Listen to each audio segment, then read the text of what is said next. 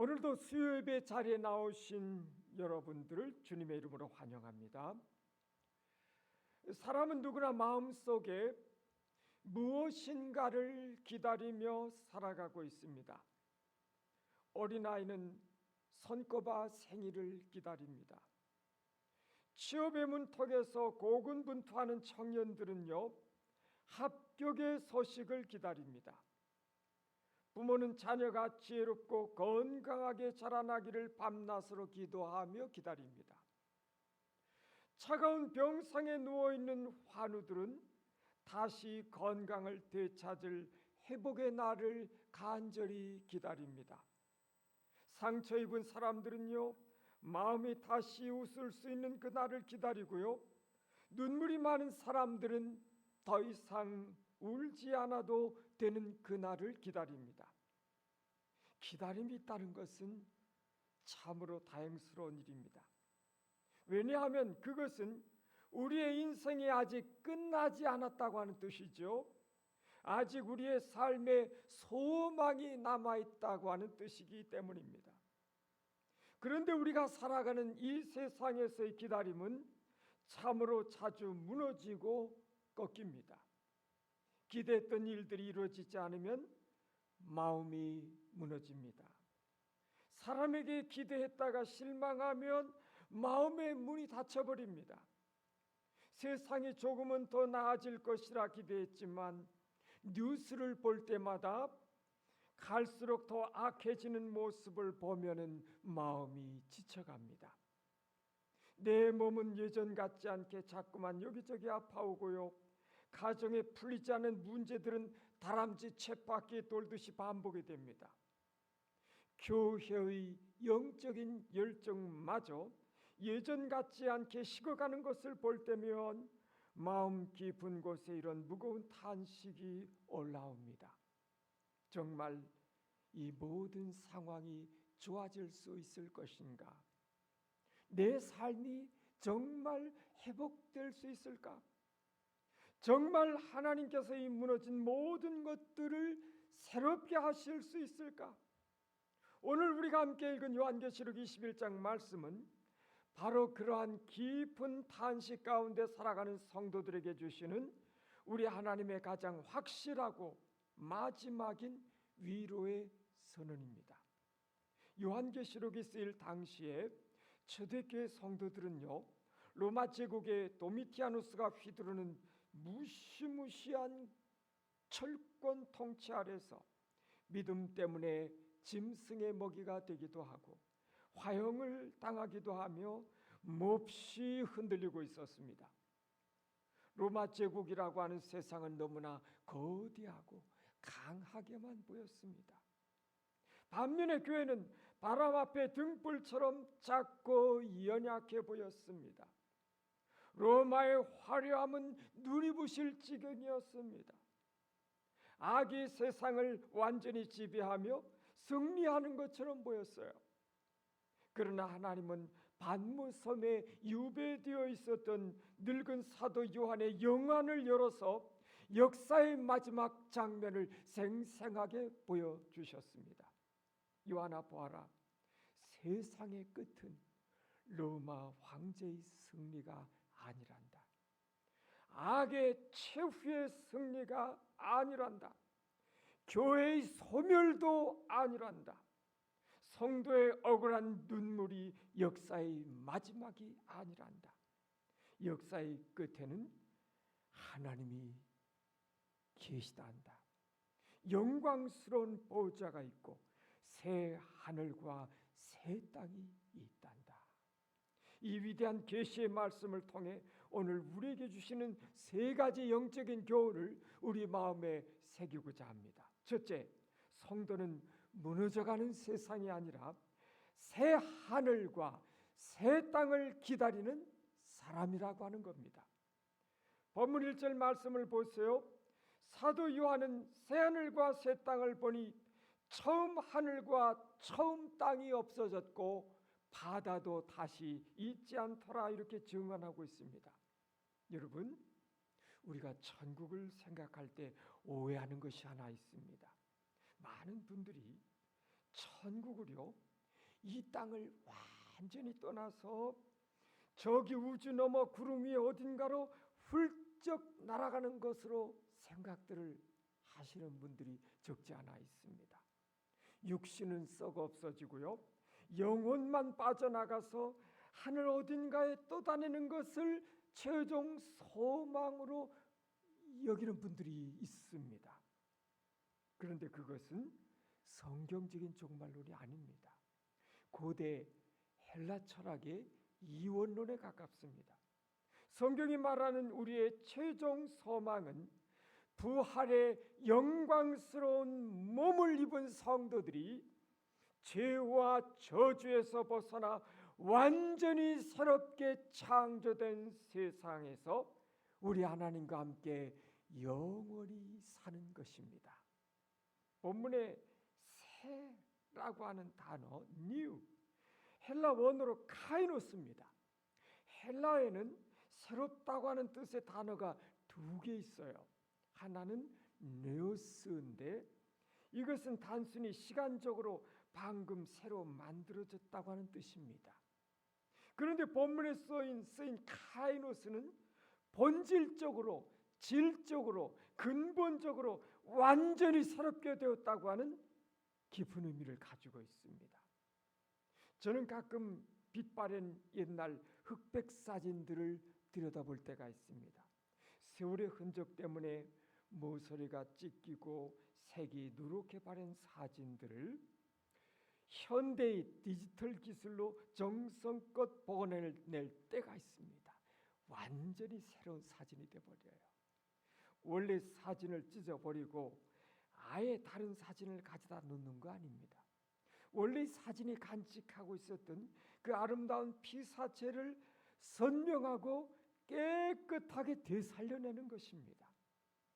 하나님의 새 창조가 바로 이와 같습니다. 하나님은 첫 창조를 실패한 프로젝트처럼 쓰레기통에 폐기 처분하시는 분이 아닙니다. 하나님은 죄와 죽음과 저주로 얼룩지고 망가진 이 창조 세계를 그리스도의 보혈과 하나님의 영광 안에서 본질적으로 깨끗하게 회복하시고 새롭게 하십니다. 피조물도요, 썩어짐의 종노릇하는 데서 해방되어 하나님의 자녀들의 영광의 자유의 길에 이르게 될 그날을 지금도 단식하며 고대하고 있습니다. 또한 1절 끝부분을 보면 바다도 다시 있지 않더라 이렇게 말씀하십니다. 개혁지 무천년설의 관점에서 계시록을 읽을 때 우리는 이것을 단순히 물리적인 바닷물이 전부 증발해서 없어진다 이런 식의 지리적 의미로만 해석해서는 안 됩니다. 이스라엘 백성들에게요, 그리고 성경의 묵시문학적 전통에서 바다는 혼돈, 두려움, 악의 세력을 상징하는 공간이었습니다. 요한계시록 13장에서도 성도를 핍박하는 무서운 짐승이 바로 이 바다에서 올라왔거든요. 그러므로 바다가 다시 있지 않다 이 말은 새 창조 안에서는 더 이상 성도의 삶을 위협하는 혼돈과 악, 대적의 세력들이 완전히 사라져버렸다고 하는 놀라운 승리의 선언인 것입니다. 사랑하는 여러분, 오늘 우리의 인생에도 건너야 할 바다들이 참으로 많습니다. 내 능력으로는 도저히 넘을 수 없을 것 같은 경제적 문제의 바다, 밤마다 나를 삼킬 듯이 밀려오는 질병과 두려움의 바다, 아무리 부르짖어 기도해도 좀처럼 잔잔해지지 않는 고난의 험한 바다, 그리고 누구도 피할 수 없는 죽음의 바다가 철렁이고 있습니다. 그런데 하나님은 약속하세요. 내 사랑하는 자녀들아, 그 바다가 다시는 있지 않을 것이다. 성도를 집어삼키려 포효하던 악의 파도가 완전히 끝나는 날이 반드시 온다고 하는 것입니다. 이것이 우리가 기다리는 새 하늘과 새 땅의 소망인 것입니다. 둘째, 성도는 하나님과 함께 영원히 살 날을 기다리는 사람들입니다. 3절 말씀을 보겠습니다. 내가 들으니 보호자에서 큰 음성이 나서 이르되 보라, 하나님의 장막이 사람들과 함께 있음에 하나님이 그들과 함께 계시리니 그들은 하나님의 백성이 되고 하나님은 친히 그들과 함께 계셔서. 새하늘과 새 땅이 주어질 때에 우리가 누리게 될 가장 큰 복은요, 단순히 자연 환경이 쾌적해진다거나 고통이 사라진다는 소극적인 차원이 아닙니다. 그 모든 복의 한가운데에는 하나님이 자기 백성과 온전히 함께 계시는 복이 자리 잡고 있습니다. 여러분, 이것은 창세기부터 계시록까지 성경 전체를 관통하고 있는 임마누엘 언약의 위대한 완성인 것입니다. 여기에 사용된 장막이라고 하는 단어, 헬라어로 스케노인데요, 참으로 이 의미가 은혜롭습니다. 구약 시대에 광야를 걷던 이스라엘 백성들에게 성막, 곧 장막은요, 하나님이 그들 한가운데 거하시는 임재의 상징이었습니다.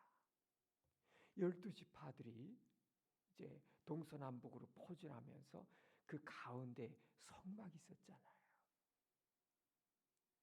그러니까 그들은 아침에 눈을 떴을 때부터 저녁에 장막으로 들어가 잘 때까지 그들의 장막의 맨 중심에 광야에 거할 때나 진행할 때나 성막이 있었거든요. 그 성막에는 그들의 하나님이 그곳에 임재 함께하고 계시는 그 성막을 보면서 그들은 광야길을 걸어갔거든요. 그런데 그 임재는요, 제한적이었어요.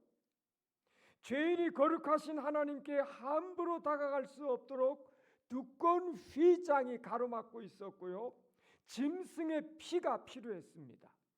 그런데 신약에 와서 요한복음 1장 14절은 말씀이 육신이 되어 우리 가운데 거하시매라고 선언하고 있습니다.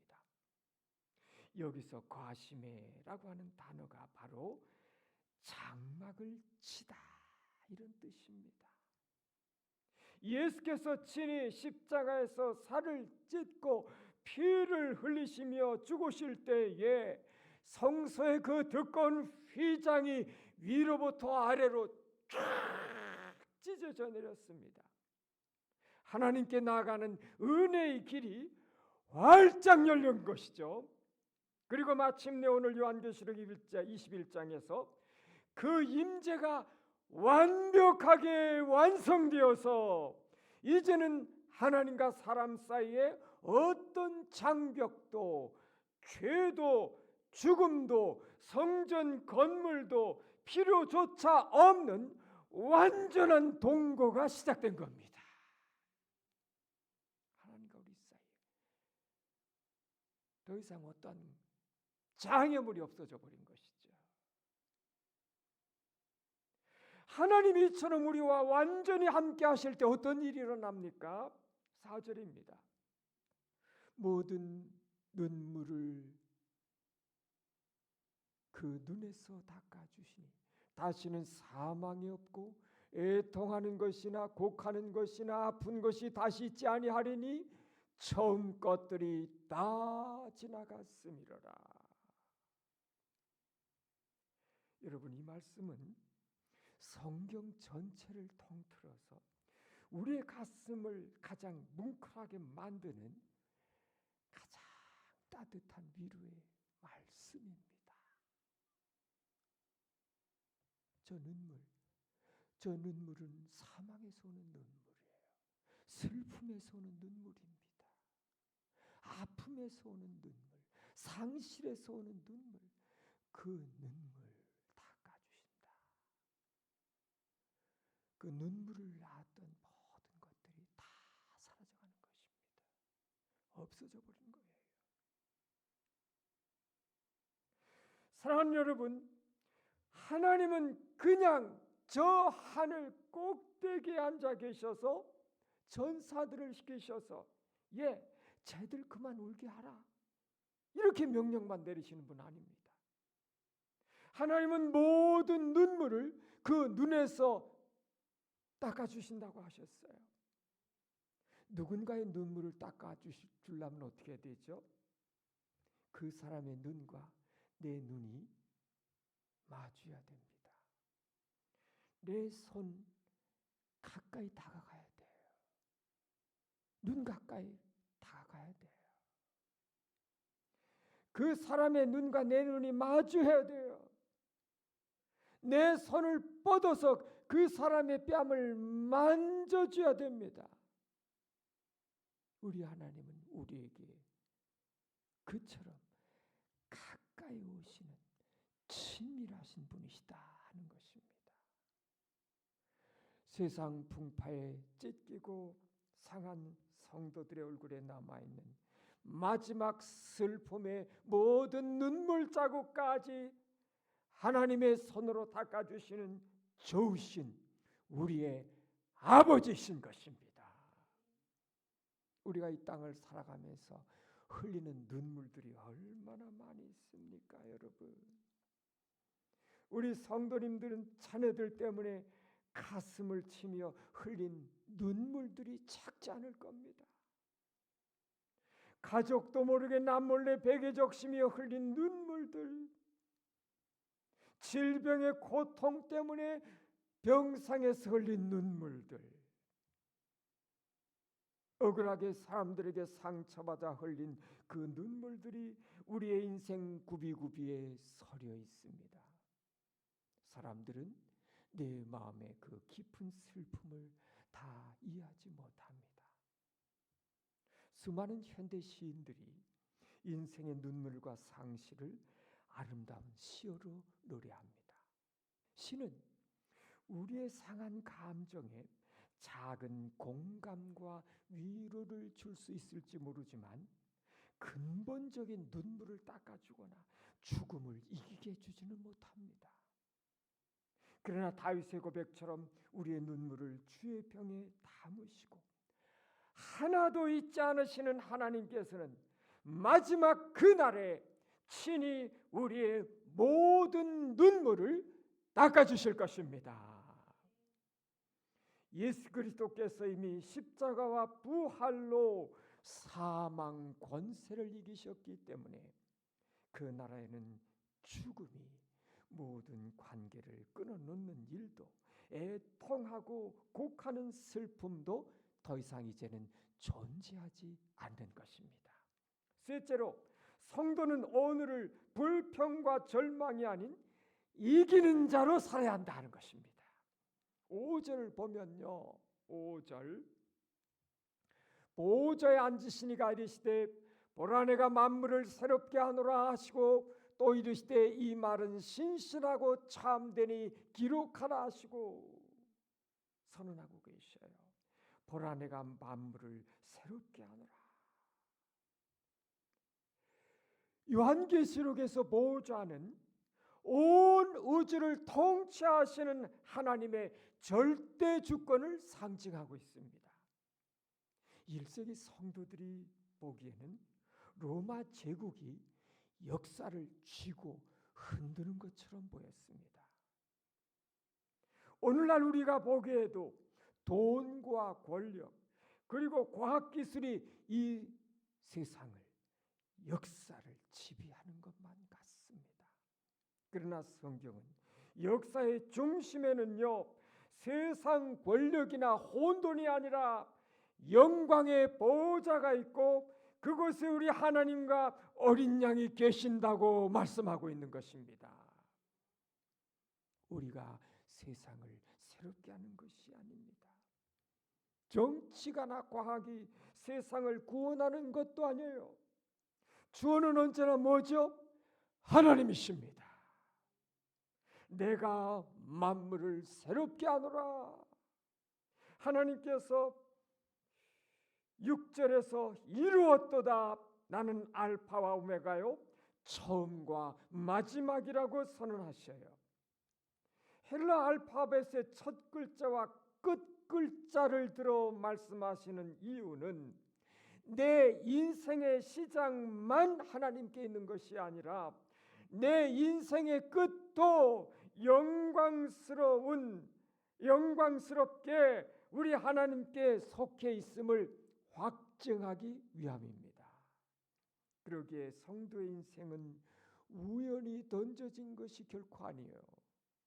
우리가 겪는 고난도 의미 없는 방황이 절대로 아닙니다. 시작하신 분이 마침내 그 모든 것들을 아름답게 완성하실 것입니다. 그분은 내 인생의 시작과 끝, 역사의 시작과 끝, 세상의 시작과 끝이 되시는 분이시다. 그분의 절대 주권 안에 우리들의 인생이 있는 것입니다. 자녀들의 인생이 있는 거예요.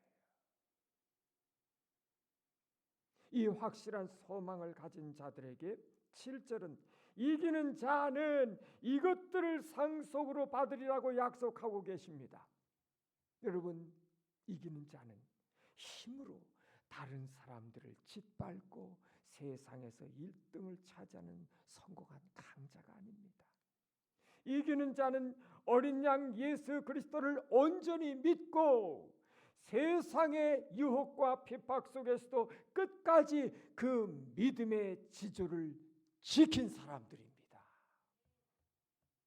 한국교회에 존경받는 어른이었던 오카노 목사님께서 살아생전에 제자훈련 세미나에서 이렇게 말씀을 하셨습니다. 성도는 세상과 타협해서 편안해지려는 자들이 아닙니다. 복음 때문에 기꺼이 바보가 되고 손해를 보며 예수의 흔적을 짊어지고 끝내 믿음으로 이기는 자들이 되어야 합니다. 이렇게 말씀하신 적이 있어요. 세상의 잣대로 보면 정직하게 살고 거룩하게 사는 성도가 지는 것처럼 보이고 손해보는 것처럼 보입니다. 그러나 마지막 심판의 날 보호자 앞에서는 끝까지 예수님을 부인하지 않고 믿음을 지킨 자가 진정한 승리자요 이긴 자로 판명될 것입니다. 반면에 8절은 우리의 영혼을 깨우는 엄중하고 무서운 경고를 던지고 있습니다. 두려워하는 자들과 믿지 아니하는 자들과 흉악한 자들과 살인자들과 음행하는 자들과 점술가들과 우상숭배자들과 거짓말하는 모든 자들은 불과 유황으로 타는 못에 던져지리니 이것이 둘째 사망이라. 첫 번째로 언급된 두려워하는 자들은 성격이 소심하거나 겁이 많은 사람을 뜻하는 것이 아니에요. 세상의 핍박, 경제적 손실, 사람들의 조롱이 두려워서 하나님을 부인하고 세상과 타협해버리는 불신앙적인 비겁함을 뜻하는 말입니다. 우리는 우리 자신을 정직하게 돌아보아야 됩니다. 내 안에는 하나님보다 세상을 더 두려워하는 마음은 없는가? 현대판 우상인 돈과 안락함 앞에 무릎 꿇고 있지는 않은가? 천국을 진짜로 믿고 새하늘과 새 땅을 갈망하는 성도는 결코 오늘의 거룩을 가볍게 여기거나 죄와 적당히 타협하지 않을 것입니다. 말씀을 맺습니다. 사랑하는 성도 여러분, 우리가 성경의 종말론을 배우고요 새하늘과 새 땅을 소망하는 것은 현실 도피를 위해서 아닙니다. 어차피 천국 갈 거니까 이 땅에서의 삶은 중요하지 않다며 현실을 대충 살아도 된다는 태도는 절대로 성경적이지 않습니다. 참된 정말의 신앙은 역설적으로 오늘 우리의 하루를 더 진실하고 더 거룩하고 더 충성스럽게 하는 강력한 능력이 됩니다. 부활을 확신하며 기다리는 사람은 죽음의 위협 앞에서도 소망을 잃지 않습니다. 새하늘과 새 땅을 굳게 기다리는 사람들은 이 세상이 무너지는 것 같은 절망 속에서도 결코 믿음을 그들은 포기하지 않습니다. 세상은 점점 낡아져 가고 있습니다. 백세시대라고 하지만요, 우리의 육체도 결국은 쇠하여 가고 인간이 만든 화려한 제도와 문명도 흔들리고 부패져 갑니다. 평생을 바쳐 모은 돈도 우리의 영혼을 구원하지 못하고요, 사람들의 박수와 인정도 무덤 앞에서는 다 허무하게 멈춰섭니다. 그러나 하나님의 약속은 절대로 늙지 않습니다. 하나님의 약속은 영원히 흔들리지 않습니다. 보좌에 앉으신 이가 말씀하신 위대한 새 창조는 한치의 오차도 없이 반드시 도래할 것입니다. 혹시 지금 억울하고 답답해서 눈물 가운데 서 계신 분은 안 계십니까? 주님이 그 모든 것 다 아십니다. 모르실 것 같습니까? 다 아십니다, 여러분. 때가 이르면 그 손으로 친히 여러분의 모든 눈물을 다 닦아주실 것입니다. 세상의 장벽들 앞에서 두려움 가운데 계십니까? 상황이 아니라 역사를 통치하시는 보좌에 앉으신 하나님을 우러러 보시기 바랍니다. 혹시 지금 세상과 타협하고 싶은 은밀한 유혹 앞에 서 계십니까? 끝까지 믿음을 지킨 이기는 자에게 상속으로 주실 영광스러운 유업을 바라보며 결단하시기 바랍니다. 무너져가는 세상과 연약한 교회를 보며 절망하고 낙심하고 계십니까? 하나님은요, 교회, 주님의 교회를 가장 아름다운 신부처럼 정결하게 단장하실 것이고 마침내 만물을 온전히 새롭게 하실 것입니다. 보라, 내가 만물을 새롭게 하노라. 이 은혜의 말씀이 오늘 밤 여러분의 영혼을 살리는 새 힘이 되기를 축복합니다. 눈물 가운데서도 찬양과 예배를 멈추지 마시기 바랍니다. 두려움 가운데서도 주님의 옷자락을 굳게 붙잡으시기를 바랍니다. 세상의 요괴한 가운데서도 거룩함을 선택하시기를 바랍니다. 약속하신 우리 주님은 반드시 다시 오실 것입니다. 새하늘과 새 땅을 대망하시며 오늘도 여러분에게 주신 그 삶의 자리에서 넉넉히 믿음으로 이기는 승리자들이 되시기를 예수 그리스도의 이름으로 간절히 축원합니다. 기도합시다. 살아계신 하나님 아버지여, 참으로 감사합니다. 오늘 우리에게 성경의 결론이며 우리 신앙의 찬란한 종착지인 새하늘과 새 땅의 소망을 선명하게 보여주시니 주여 감사하나이다. 그동안 우리는 땅의 것들만 바라보며 눈앞의 현실에 짓눌려 살았음을 고백합니다. 세상이 조금 흔들리면 우리의 믿음도 함께 흔들렸습니다. 고난과 기도 응답의 지연 앞에서 하나님의 신실하신 약속을 의심하기도 했습니다. 주님, 우리의 이 모든 연약함과 불신앙을 긍휼히 여겨 주시옵소서. 오늘 이 시간 예배당에 나와 고개 숙인 성도들의 마음속 깊은 탄식을 들어주시옵소서.